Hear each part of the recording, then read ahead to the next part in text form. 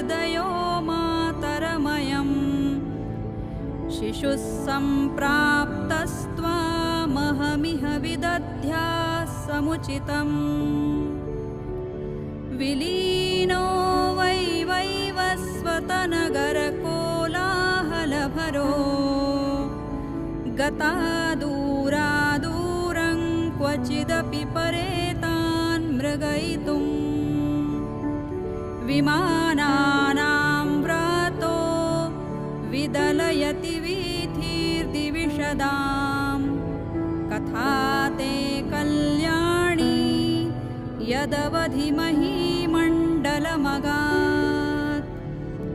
स्फुरत्कामक्रोधप्रबलतरसञ्जातजटिल ज्वरज्वालाजालज्वलितवपुषा